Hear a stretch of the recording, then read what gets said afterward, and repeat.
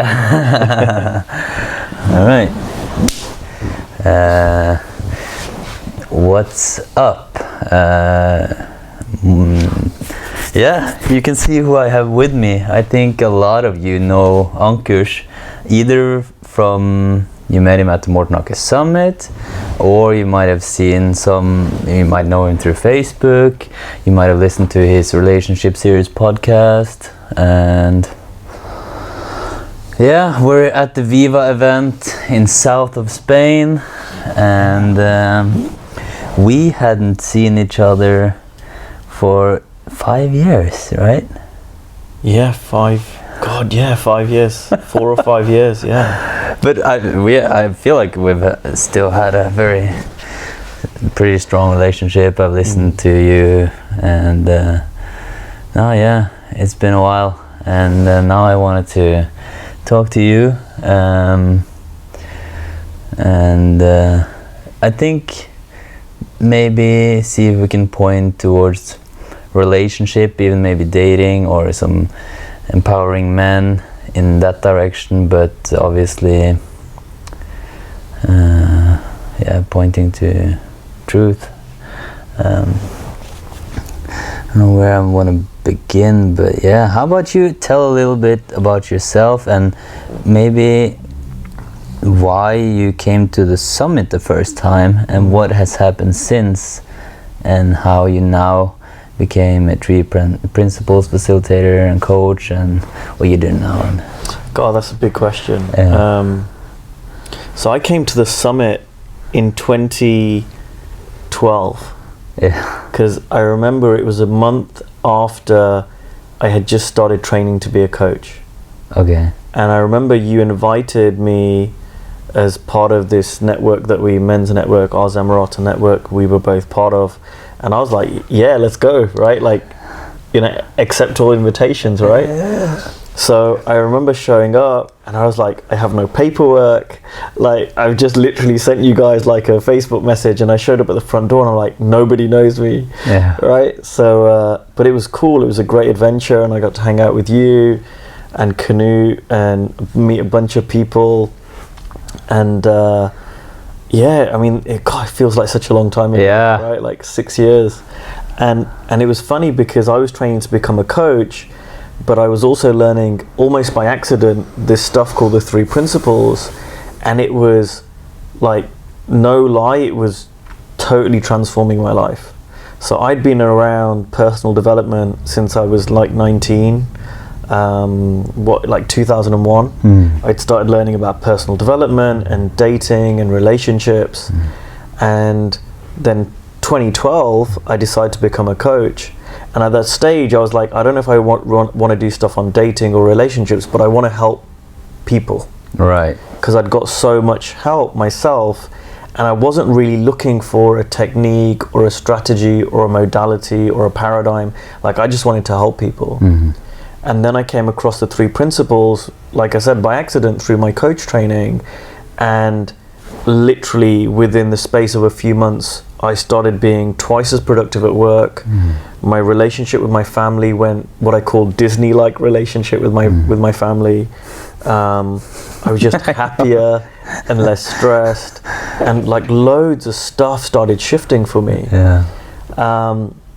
And then we met again in 2014, which I think was the last time we met. And that's when I was like really like trying to do this work professionally. And thank you to you, because you interviewed me for your podcast back then in kind of summer 2014, and you encouraged me to launch my own podcast, which I did, and it's called the Relationship Series, and I don't do it anymore, but it's out there. Yeah, and it's amazing. And even these few days, someone came up to me and went, I want to thank you, I listened to your series. I'm like, oh wow, okay, it's kind of crazy. And I've just been on this journey of continuing personal growth and professional growth and coaching.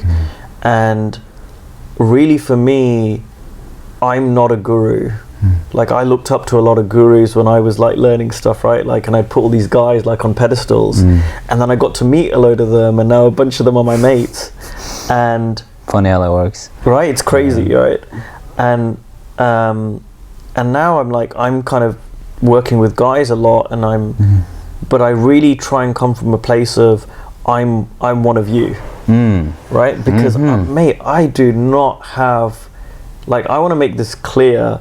I do not have my shit together all of the time. Yeah, I really don't. yeah. And this is the thing that I found. No one fucking does.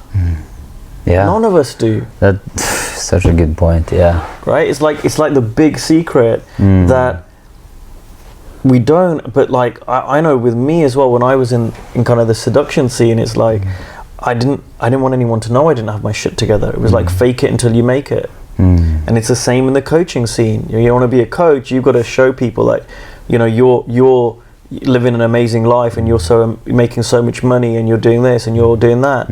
And you know what? I will admit, life now is better than it's ever been. Yep. Right? Like, it's my life. I look back and I think I'm so grateful for the last 6 years. Yeah. Because if I was who I was 6 years ago, I would not be married. I would not be doing what I do for a living. I would not, you know, be able to get over things as quickly as I do, all of this stuff, and the relationships I have. But I'm not perfect. Like, to me, I see this now as I'm on a journey for the rest of my life, till the day I die. And I'm just learning every day. And as I'm on this journey, I'm like, I want to bring people with me, like, hey buddy, guess what? I learned something cool. Check this out. What do you think? And then, oh, what do you think? And I'm kind of doing that all the time. And it seems to be helpful to people. And it really pushes me because, you know, this is the thing, Morten. Before, it was like, even when I met you, there was an element of me, if I'm really honest, of like trying to impress you. Oh yeah. Right? Like, me too. Like, put that all out the there. time. Yeah. And now it's like, you know what? I've dropped a load of that, and it's a case of, okay, this is where I'm at, and this is me, and it's cool, and I'm exploring more, and I'm exploring more. And you find yourself, because I've noticed that I've been also very busy-minded trying to impress people, even though I didn't see that was what I was doing. It was just, it made sense to me to to try and look good because I wanted to be good. You know what I mean? Like, it was an innocent, good intention, if you know what I mean. But in time, it gets so much to manage. I can't. But when you start seeing this and being on this journey, and you start peeling off the layers, and I feel like I find myself more and more, and instead of going into engaging with that trying to impress idea that I might have had earlier, or I definitely sometimes still do, then I just cut that off, and it doesn't make sense to do it anymore, and all of a sudden I'm with blank space and myself, and all of a sudden, yeah, so it's like, hello Morten, what now? Like, and it frees up space for sure. The really cool thing that I found is the more I started being really honest about that, the more I connected with people. And I'm not just talking women, and I'm not just talking clients, I mean just generally. Because no one has their shit together. Even the people saying we have our shit together, you know them, I know them, they do in certain areas. I'm not saying they're all over the place, but there's areas where they don't. No one does. And so the more you're honest about it, the more I'm honest about it, the more it kind of like, it helps people realize, oh, right. There's this great saying I came across in coaching, which was, the more personal, the more universal. And I found that to be so true, because my issues were my issues, right? Like, I was the only one who procrastinated at work. I was the only one that really cared about having a good-looking woman on my arm, right? I was the only one that had this voice in my head that was telling me I was not good enough. You know, like all this stuff, which is ridiculous now. Yeah. But it's like, the more I was honest about it, it's like everyone else, like, oh yeah, me too, me too. How do you see this show up in pickup or relationships or dating. You know, we come from we have a shared background in like trying to become good with women in order to be good enough. But we didn't. I mean, yeah. How do you see it showing up so much in the dating world? Because all the stuff that I see that guys talk about in terms of getting good with women, right? I mean, it's all underpinned by you, right? Like as in your true self. So if I'm up in my head, I can know the best pickup lines, I can have the best strategies, and believe me, even if you think something's not a strategy, ask yourself, is it? Because for me, I was thinking I was doing no strategies, but I was, right? Those are all only as good as you allow it to be, if that makes sense. Like, if I'm in my head going, okay, I need to like go out and make myself look like this, and I need to manage my online profile, and when I'm in a club, I need to do this. I had so much on my mind. I wasn't allowed to come out. And again, there's, I think it was Zan Perion who said, your most authentic self is your most attractive self. And that's true for women. Like, that's the irony. Girls that I dated when I was younger, I mean, you know this, right? It's like when they do a stupid thing or when they smile in a geeky way, like those are the things that we find the most attractive about the person, not the perfection piece. Right. And it's the same the other way around. Right? Women that had liked me in the past, they liked me, not anything that I saw online, not anything that I read. It was me. And yet I kind of ignore that and still go back to my structure and this and that and the other. Right. Hold on, I'm busy trying here. Right. Yeah. And I never saw it. But when I let go of that, or let go of bits of it, and I started to let go, I became more attractive, and I'm married now, and I don't think I would have been married now if I hadn't learnt what I'd learnt over the last 6 years. Right. And I thought about this the other day, not that I want this to happen, but if I found myself single again, I was thinking about it like, damn, I haven't been dating for ages, I haven't been on a date, I don't go clubbing anymore. Like, what would I do if I got single? And I was like, you know what, I'll probably be a bit rusty, but I don't think I would have anywhere near as much trouble as I did in my 20s. Right. Same. Because I'm just more comfortable in my own skin. And I get caught up about it, I get in my head about it from time to time, but I just come back so much quicker. You know what I noticed in this is like when you start getting to know your true self and see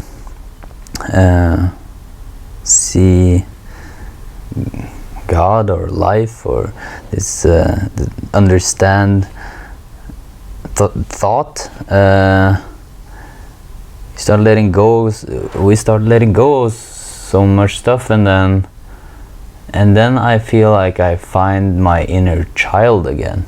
You know, the guy who don't worry about if X, Y, Z, and then I apparently are more attractive, and I'm more attracted to Tess, and we can just play and have fun and be goofy, and instead of trying to communicate or like trying to understand each other, etc., there's a whole different grounding in the relationship and trust and love that's just present, and we can swim in love. I know it sounds very abstract, but it's really simple when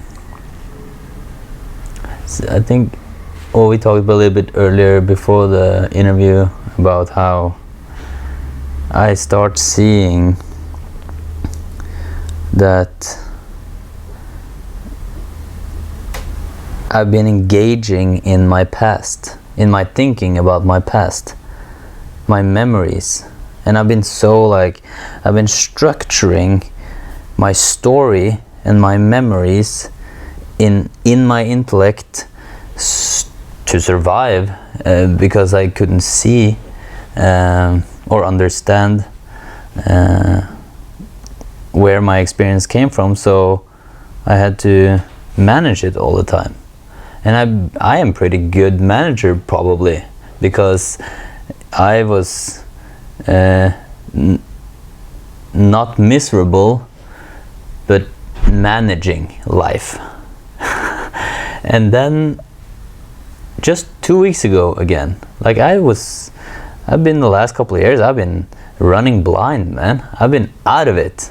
And just a couple weeks ago again, I kind of saw what had been in front of my face all the time, and it's been so close that my intellect ran past it every moment, it feels like.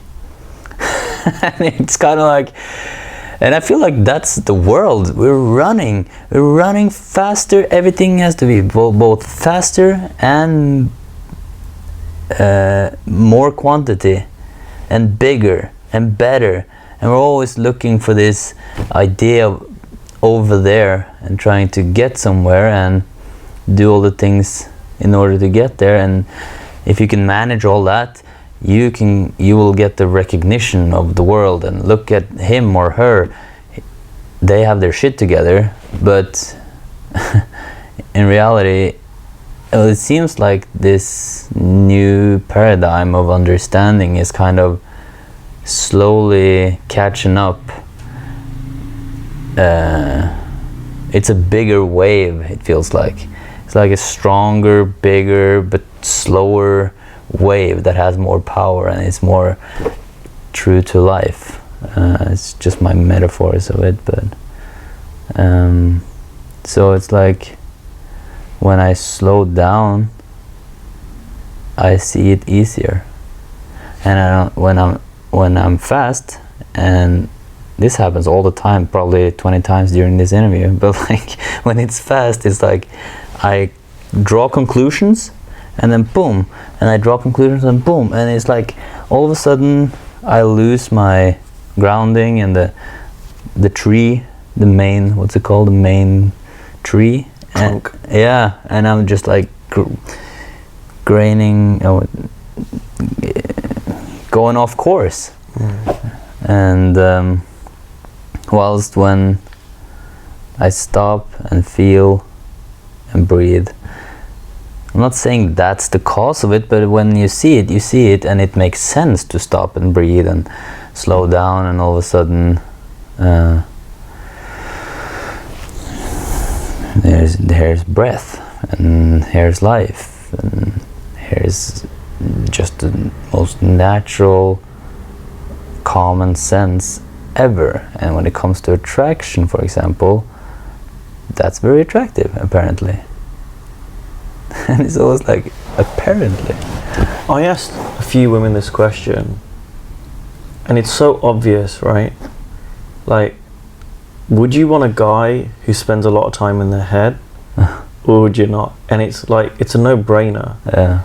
Every woman wants a guy who's as present as possible. Like, do this yourselves, right? Like, if you're watching this, go and do a test. Ask any woman. And it's not even like, oh, they've got to think about it. They just know. And for men, I think it's the same way around. Do we want a woman who's always overthinking? No. So when a person, whether it's a man or a woman, understands that their overthinking is caused by misunderstandings around how the mind works, right? So if you've got one misunderstanding, like, oh, this person looked at me funny, therefore it means this. It's a total misunderstanding. Then off the back of that misunderstanding, you have another misunderstanding. Oh, I always do this, I should have done that differently. And then it becomes another so that's what causes overthinking, right? It's like layers upon layers of misunderstanding. Yeah. Whereas if you understand, like, oh, this person looked at me funny, oh, I feel bad, and you realize, oh, okay, I'm feeling bad because I'm thinking about this in a certain way. It kind of shortcuts it. It stops it going, several layers in. It does. It really does. And that's what brings you back to presence. That's what's more attractive. Yeah.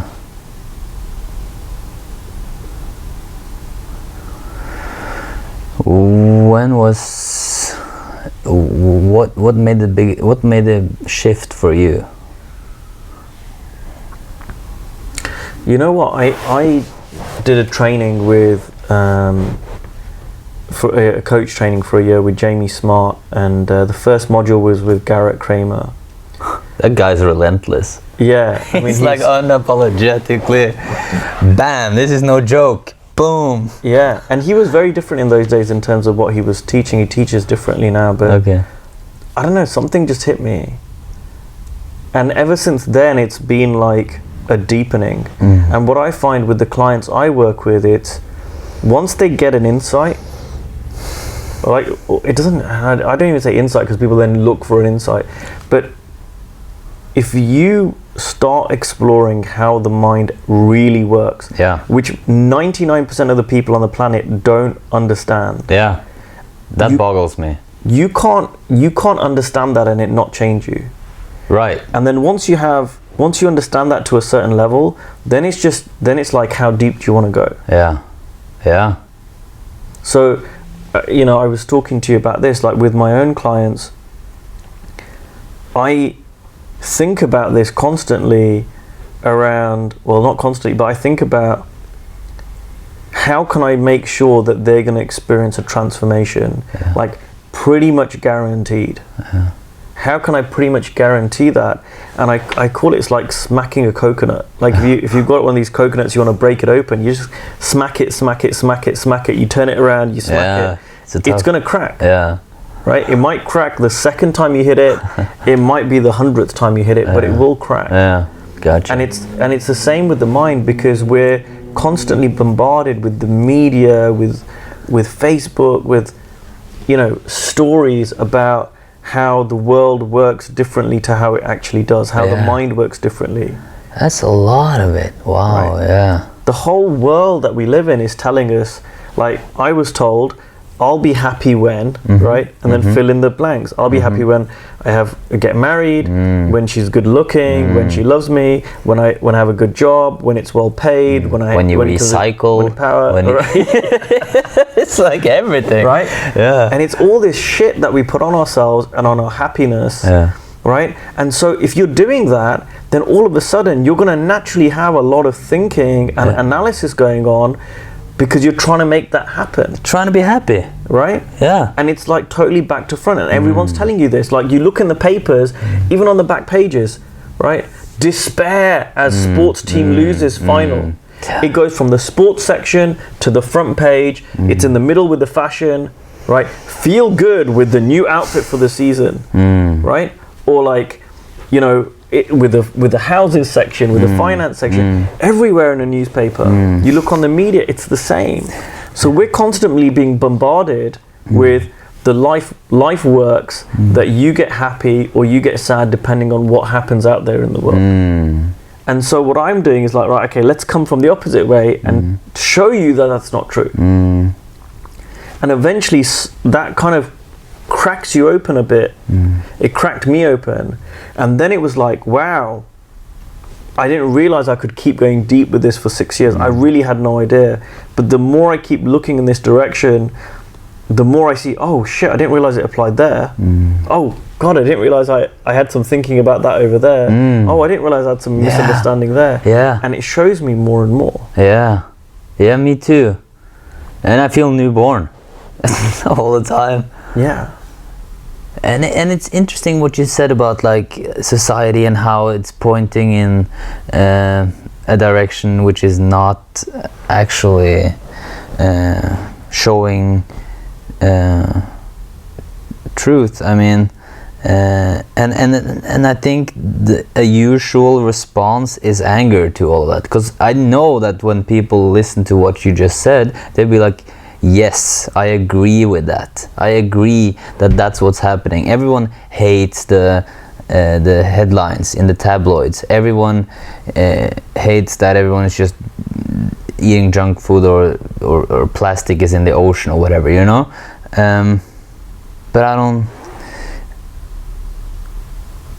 What we don't see is that it's right here in the moment, like the hate towards that is only gonna get you further away from the truth, if you know what I mean. Yeah, like here's where the rubber meets the road, right? Because like I'm not saying, oh, therefore don't worry about anything and then don't do anything, right? Because that would just be pointless. I wouldn't be talking about this. You're not ignorant, right? Yeah, it's like the more anger and hate, you put it well, the more anger and hate you have, the less likely things are going to change. Like they say, the more you resist, the more it persists. And I see this in politics, right? Like veganism. You see it everywhere, yeah. Right? Yeah. You look in American politics right now, and everyone's like resisting the other side. Yeah. And what's happening is both sides are becoming more entrenched. Right? You say same thing with veganism. The more people are like, no, you need to be like this, and I'm almost vegan, but I never tell anyone what to do, because if I do, the more I'm going to push them away. Right? So the more your mind is clear, the easier it is to get stuff done. That's been my experience. So whether it's coming to relationships, the more I knew that a woman can't make me happy, the easier it is for me to have a relationship with a woman and end up getting married, right? Not because she makes me happy, but realizing I have happiness inside me, and then I get to really appreciate her. The more I realized money doesn't make me happy, or lack of money doesn't make me sad, the easier it was for me to take a risk and start my own business. Right. Because there's less on it. Right? So this isn't about like, oh, don't worry about the world's problems. This is saying, look, worrying about them isn't going to help change anything. Exactly. Yeah. Wow. See, that's profound. And that's a huge difference. I think that's what Mother Teresa tried to point to with saying, don't fight against war, work for peace. It's a different vibe there. It's like one is in tune with nature and how flowers can grow through tarmac, and the other is contracting and forcing and resisting, like you said. It's amazing how that shows up more vividly and clear when you start seeing where your experience comes from. Can you talk a little bit about experience and thought as just the nature of thought? Yeah, so, for me, this is the way I explain it. For me, what the shift, like we talked about, is 100% of my experience of life, right, is created via thought. Yeah. Right? It's brought to life via my consciousness. And where does it come from? It comes from my mind, right? Those are the three principles that I talk about. Now, what does that mean in a practical way, right? So let's just take thought, because that's the thing that people seem to understand the most. I'm not talking about your feeling, your thinking. You may have heard that, other people talk about it. And people think, oh, okay, if I'm angry, I have an angry thought. That's kind of true. But when I talk about thought, I'm talking about everything. I'm talking about all your mental content. Everything that's going on, like your culture, your background, right? Yeah. Like the 100% of that, it's created via thought. Yeah. It's like, it's a thought. This room, it's all a thought. If I didn't have thought, I wouldn't be able to experience you. Not that you don't exist, but you wouldn't exist for me. And that's the missing link. Right. Like, that's what people don't see. Sorry, continue. Yeah. Right. So why is that important? And I'm writing a book at the moment, and my book is all about the implications of this. Yeah. Right? Like, awesome. If that's true, then forgiveness is unnecessary. Right? I only need to forgive someone if they've done something bad to me. But if I can only experience what someone's done via thought, like I generated, then I never need to forgive. Here's a question though. I saw this, and then I massively fucking misunderstood it. Yeah. And how I did that was, I saw that I experienced thought, but at one point I thought that I had the responsibility for what was being created. You feel me? So instead of, I'm just telling you this because just to share my thoughts and maybe get your perspective or views or your thinking around it. I started, I was like, okay, I generate and I perceive my thinking in the moment, or thought in the moment. But then I was like, I generate everything, and then I misunderstood that, and I started to have to manage everything around me again, but only on an even more bigger and broader and profound way. I thought that you actually were a thought in my head. You are a thought in me, and we are one. But as soon as you understand where I kind of I missed the target there. Like, I saw it, but then I missed the target again, and I went bananas. Like, I got really afraid of the world around me, and I had this outburst and got really depressed, and I really had to tone it all the way down and take a 9-to-5 job, and like all the way, just like full. I needed safety and security and stable times, and then in time the water slowed down, and then new insights have now emerged. I think the reason I take this up is because it was so real to me, and I suffered. And the funny thing is, I could tell myself, yeah, it's just my thoughts, but I couldn't see it. I remember you going through that, and I could see it happening. Yeah. And you know, I just feel very grateful and lucky that I had a guide or guides along my journey, because you know, a couple of years in, I knew all this stuff. I was teaching about how the mind worked, and there were areas that I didn't see it. Like, I really didn't get on with my boss, and he was the exception, right? I was depressed at work. I really struggled with him, and I'd never struggled with a boss ever like I struggled with this guy ever. It was, you know, like almost clinical. Wow. You know, like going off work with long-term stress type clinical. Yeah. Because I had so much thinking about it. Everywhere else was going great, but this one area I didn't see it. And I was lucky that I was being mentored by, you know, a great psychologist who understands this, who really helped me see it, going, does this look like an exception to you? And he talked it through with me, which really helped. And I hired him last year again, at the end of last year, for a few more sessions, because I really find that having a guide is so useful, because I've seen people who've read a book like Clarity or The Inside Out Revolution or something, and they go, oh yeah, I get it.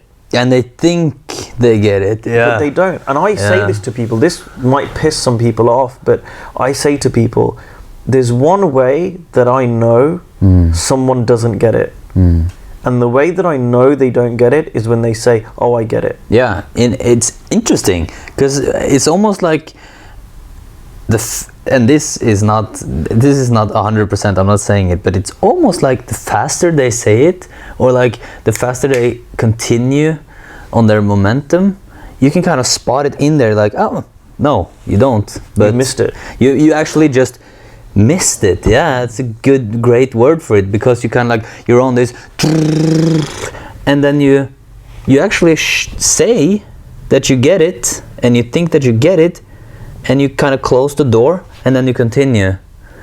But yeah, so that's why sometimes I feel like sometimes it's the pace of how they say, but it's the feeling, it's the energy, it's the vibe, you can just feel it. But and that's why it's so good to have a mentor, someone who's been on this path before you, catch you, because they can catch it, right? Yeah, they can see it in you. And like I said, I've been so lucky to have some great mentors, because they've caught it in me.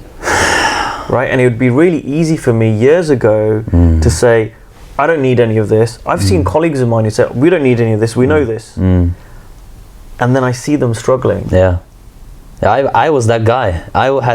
My ego was too big. I was Mr. Morten Hake Summit. You know what I mean? Like, and I didn't think I was. I tried to not be caught up in my ego, and I tried to be humble. I tried to cry it out. I tried to be submissive. You know, all those. I tried so much, but I couldn't let go. It was me. I was the guy who was too proud to ask for help, and I had to realize it, almost killing myself. It was, and the funny thing is, I'm not gonna tell the entire story, but that's just to give you the cliff notes. I jumped in the water to prove something to myself, and I swam across there, and I swam back, and all of a sudden I was in quicksand under the water, and I was like, oh shit, I can't. It wasn't me trying to kill myself, but it was me jumping in the water and trying to do this stupid stunt. So it's all of a sudden I was like, okay, I might not get out of this. And it's interesting because I didn't get afraid. I don't think that's. I'm guessing if I'm dying one day, I will not be afraid for some reason. But that's another theme. But anyways, at that point I realized. At that point, it just hit me. You can ask for help. And to think that little, tiny, easy, simple, innocent thought hadn't crossed my mind in a real way, or maybe I had just over it, it's amazing, incredible. So then I realized, and I realized it, like, I realized it. It was just like a realization, and I was like, oh, I can ask for help. And I was in the water, and the funny thing is, I actually said in this tone of voice, help. And it was like, people around for kilometers, and I was like, oh, you have to scream for help. And then I was like, help, and I screamed, and I saw an airplane actually at the moment I screamed, so it felt like I was screaming up to the airplane. And then I was just and then I just got power, and I got to manage to walk out of it. Then and there I received new energy, and I managed to walk out of the water, and I bleeding my feet and just like crushing some shells, and it was crazy, but also I was just happy after that. I was a new feeling. I was happy, I was good, I was all good, but I was naked, and I was walking back home, and everyone else was freaking out, but I had seen something new, so I was all good. But yeah, so that's how kind of like I got over my little breakdown or whatever. Yeah. Well, sometimes it takes us to get to rock bottom. Yeah. Before we're willing to, like you say, ask for help. And I went into a prison about a week and a half ago, and the guys there, it was another coach, and she runs this program, and they were more receptive. Not all of them, but most of them were more receptive because it hit rock bottom. And I was like, damn, you guys are like pure criminals. Like, some of them had done bad stuff, but they were like, we know we've messed up.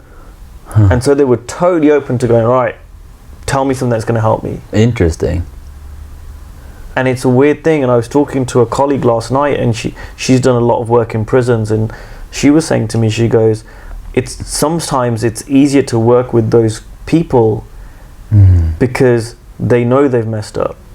Whereas sometimes working with, a CEO or someone like that, they're the ones that think, I know better. Yeah, it's almost like the ones who've been rock bottom, they have tried everything, and they really feel like they have tried everything, and then they kind of give up, and then they hit rock bottom. Yeah, that makes sense. It just, yeah. And it's the same thing with us, that, like, there are opportunities for us all the time, like left, right and center. The universe is giving you opportunities, and you either take it or you don't. And if you don't, the universe will give you another opportunity, but it's just going to knock a bit harder. And if you ignore that, it's going to knock a bit harder. And some people go to their graves with it still knocking. And we've got so many examples of people who are like in real dire situations and they totally turn their life around. You know, we see people who have lost limbs, you see people who are like massively overweight, you see people who are like depression and suicide, you see people in jail.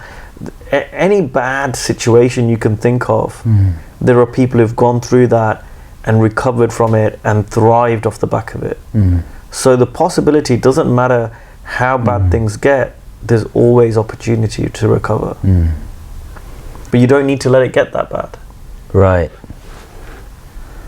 Yeah, not only recover but thrive. Yeah. That's huge. Oh my God. See, here's something else I want to say. You've been talking to me about dating and relationships because you reminded me with the word thrive. See, I don't think dating and relationships is the real issue that's going on for most guys. No, not at all. Yeah. Right? Yeah. And anyone that's been around it for a little while, they'll tell you the same. See, I remember talking to a guy, this is like 10 years ago, and I was talking to him and I went, your issue isn't women. And he's like, oh, that's easy for you to say, you have more success than me. And I was like, he goes, oh, I'm good looking, I have a good job, I have this, I have that, everything in my life is sorted except women. And I said to him, that's not true. If everything in your life was really good, like it was really, really good, you would have women in your life. Because women isn't a separate thing, right? And I've met guys who are like, oh, I'm really successful in business, but I'm crap in relationships. No, you're probably crap in your business relationships, right? Or people that are really overweight. Well, if you're really overweight, you're often eating to make yourself feel better. So you're looking to the outside to feel better. Well, you're probably doing that in your relationships. So it's never compartmentalized life. So the guys, and this included me, when I was looking for help with dating and relationships, I told myself the rest of my life was really good. But if a coach had sat down with me that really understood this and said, Ankush, how good really is your life? And if they really nail me down, I would have had to tell them, well, do you know what? My job's okay. It's not as good as I could do. And actually, I'm really scared of putting myself out into the market and going for a job that really tests me. Because I was scared of failing. Right? How's your relationship with your family? It's okay. Really? Well, no, I'm not the best brother in the world. And I think I could do better with my parents. And, you know, every area of my life. What about your friendships? Every area they could have found things that I could have changed. And if I changed all those areas, if I'd focused on those things, guaranteed my results with women would have got better. By doing nothing, I might have spoken to less women, but the ones I met, I would have been more rounded as a guy. And it's the same with anything. And I find this, that no matter what I work with a client on, if I work with them on relationships, not only do their relationships get better, but so does their career and, you know, family stuff, right? If I work with them on stress, not only does their stress go down at home, it goes down at work. Life isn't compartmentalized because life is created in here. We're generating it in here. So it's all connected.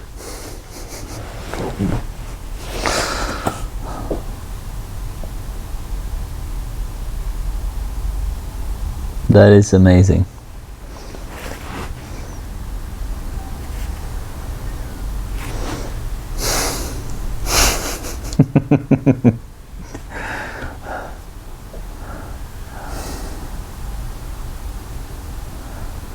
Yeah, that is what I've noticed as well. Oh, that.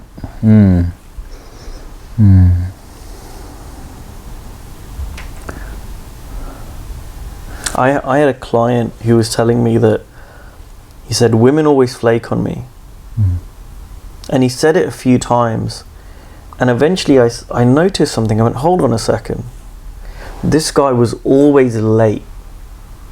He was late into the room when I was doing this group training. I asked the group not to eat in the room because it was a rule of the hotel. Everyone said yes, including him, and then he's eating right on the side. And I realized something. I went, hold on, you are flaky. He said, no, I'm not. If I say I'm going to meet a woman on a date, I'll meet her. And I went, I'm not talking about that. I'm talking generically, you're flaky. You're flaky with me. Generically. Right? Oh, I got you. Yeah. What does flaky mean? Flaky means you say something, but then you do something different. That's what flaking is. Yeah. Like a girl says to you, hey, I'm going to meet you, Morten, and then she doesn't meet you. Yeah. Well, it's saying one thing and doing something else. This guy was flaky. He was saying he was going to be on time in the room, and he wasn't. He was saying he wasn't going to eat in the room, he was. And so this always comes back down to us. So I would say if you're a guy that you're finding women are flaking on you, that's like the universe telling you, dude, where's your integrity? And that was true with me. Like, I was always late all the time. I was always late for everything. And I was like, oh, it's just my personality. Bullshit. That was my lack of integrity. And I had a load of thinking about it. Right? I had thinking if I got somewhere on time or I got somewhere early, it's wasted time. And I'll be bored. So I never got anywhere early. That seems to be it. Like, there's, like, it's almost like you get clients or friends or anyone, and they express frustration around something.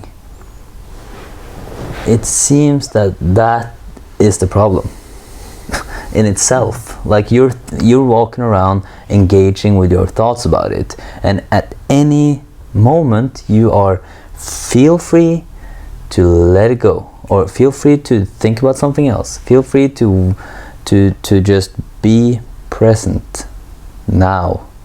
Like, you don't need to carry those thoughts with you, and then the normal response, or it's easy to keep holding on and go past the window really fast again and say, but it's important because, but I'm noticing this with my foot. Like, I have had foot pain, and I almost can't say that I have it anymore because it doesn't feel real anymore. Like, it's vanishing moment to moment, if that makes sense. Like, it's been so predominant. Is it called predominant? It's been dominant in my thinking so much. It's always come back to that.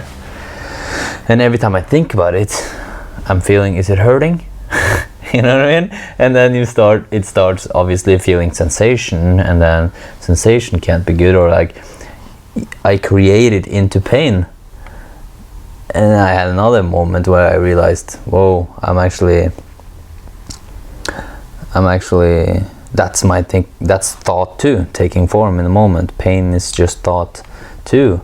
So when I saw that, it's like, okay, pain doesn't have to be pain. It can, okay, maybe I can accept it, and it started like coming up ideas like maybe it can be a sensation. Maybe I can just sit still and see what my body says and what happens in my thoughts if I just sit here and feel my body and feel my thoughts. And then I did that, and then I was like trying to see if there was any matching correlations between thoughts and my sensations in my foot that made sense.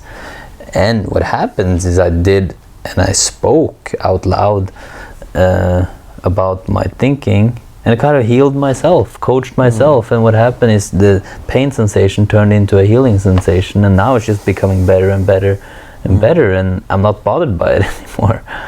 It's amazing. And just from realizing it's thought, it's inside out, it's not outside in. Yeah. There's a guy in my community, and I'm not a specialist, should I say, on the mind-body connection, but he was telling me he had a lot of back pain, and he fixed it by not doing the stuff we're talking about, but letting go of his thinking around a whole lot of stuff he had that was just being stored in his body. Yep. Yeah. So I think you're absolutely right that even physical pain that we have can be a manifestation of your holding on to thoughts. Definitely. Right? And it's crazy because we all have thoughts. People that are watching this have had hundreds of thoughts probably since the beginning of this video. Yeah. And we arbitrarily hold on to one or two. Like we have these crazy thoughts, oh, that's a silly thought, that's a silly oh, that one I want to hold on to. Yeah. And we make it real. That was great said, because it's arbitrary. What's it? Arbitrary. Yeah. It's kind it's of just irrelevant. Random, yeah. And you can see that because you hold on to those and those thoughts, but I hold on to what? Foot and help thoughts. Yeah. Like it doesn't even, there's no correlation there, it's just random. Yeah.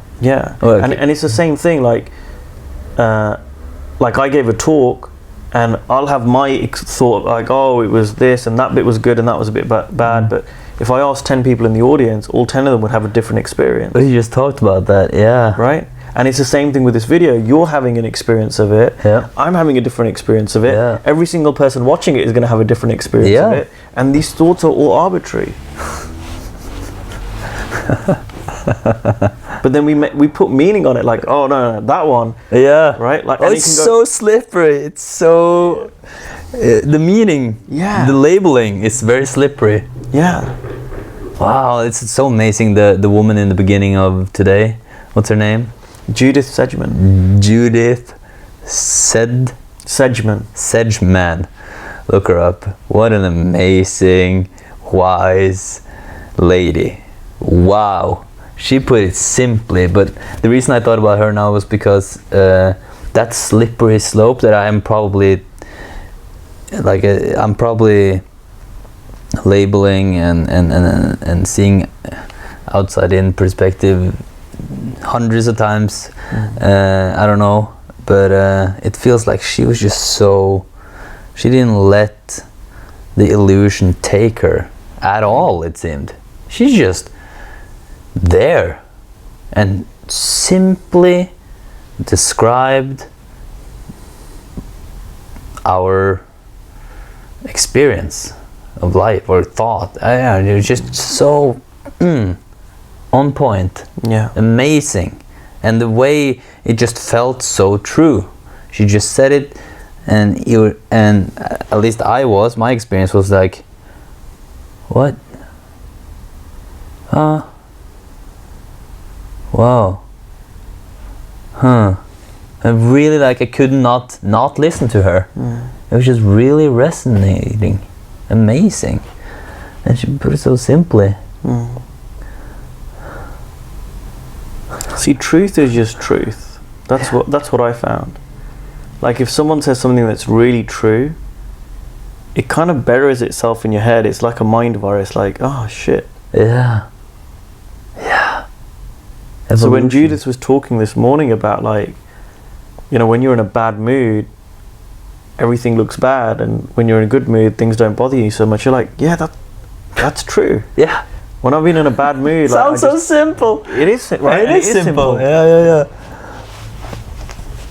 And that's the truth of it. That's why it was so impactful, because she was just saying things that were like, everyone was like, oh yeah, that's true. Oh yeah, that's true. Yeah. She was talking about how babies always come back to their wisdom. They cry and they do this, but they forget about it. They don't ruminate. They don't analyze, like, why did this happen? And she talked about animals, and like, if a zebra is gonna get eaten by a lion, it runs, right? It's like scared and whatever, but then if it escapes, it goes back to, like, straight away it goes back to eating grass. Yeah. It doesn't tell the others. That was so funny. She's like, a zebra doesn't get back with his zebra mates and say, hey, you'd never guess what happened today. I nearly got eaten by a lion, dude. No. It nearly got me. And then I turned this way, and then I turned it. Oh man, I was so scared. And it was scary, and I have traumas, and I have PSTD or whatever. Yeah, it doesn't happen. And everyone was laughing in the room, but it was funny because you could see how ridiculous it was.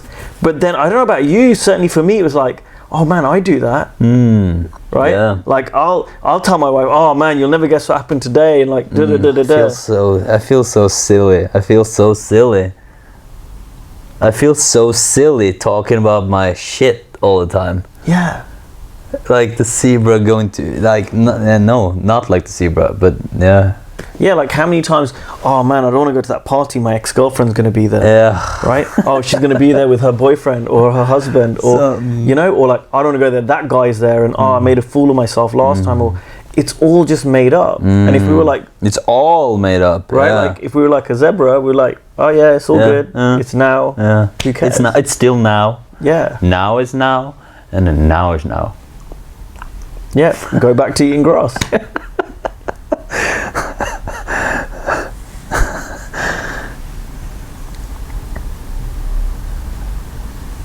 Amazing.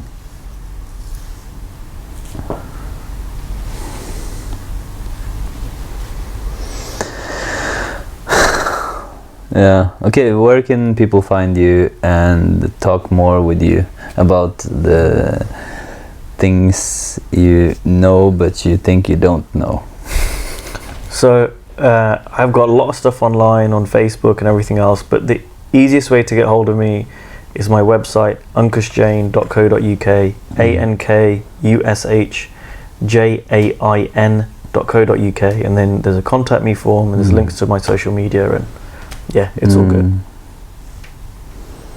All right, looking forward to looking forward to the man retreat in England, possibly. Thank you very much. Yeah, it'd be Thank very you. cool. This was awesome. Yeah, thanks, Yeah. Morten.